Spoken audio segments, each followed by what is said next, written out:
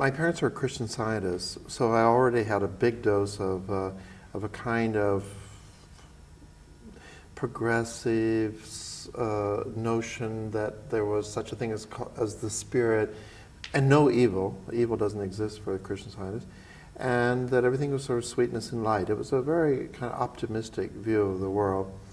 And my mother was politically progressive, though my father was quite reactionary. But my parents got divorced when I was 7, so I was living with my mother in Evanston. And, you know, it was the city of churches. Many of the kids I knew, their parents were either professors at Northwestern or they were preachers at the local churches, of which there were many. But there certainly was a kind of emphasis on education. And I think the single most important thing about the very short time I really lived in Evanston, because I only lived there altogether maybe 4 years, was the public school system. I went to Miller School, and it had, the schools in those days, before Sputnik, were very, very progressive.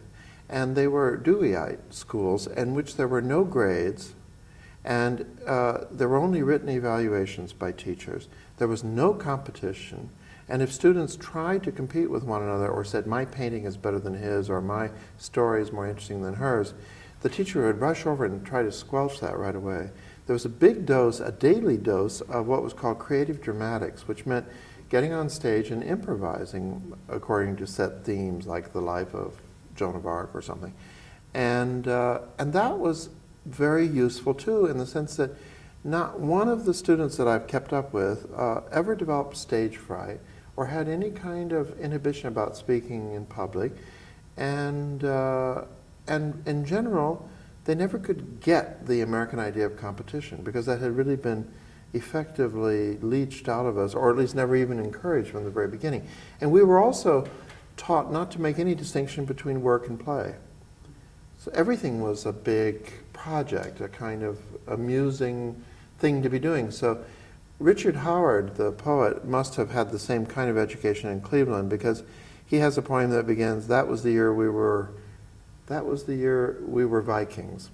And I think that was very much in the spirit of my school too, where we would decide to be Vikings, and then we would make costumes, and we would study everything about the Vikings and the Norse and this and that, and listen to the music and learn to sing it and put on plays and all this stuff relating to our given topic. So all that was, I think, very influential on me in that to this day I don't make any distinction between work and play. I think I'm the least competitive writer I know. Therefore I have probably more friendships with other writers than any other writer I know.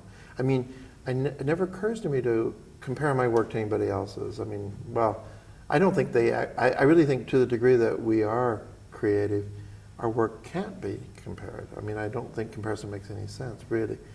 And when I read about, you know, people like Hemingway, or, I mean, perhaps the fact that I'm gay also means that I never entered into that particular kind of American male competitiveness, although I see women doing it too in America, women writers.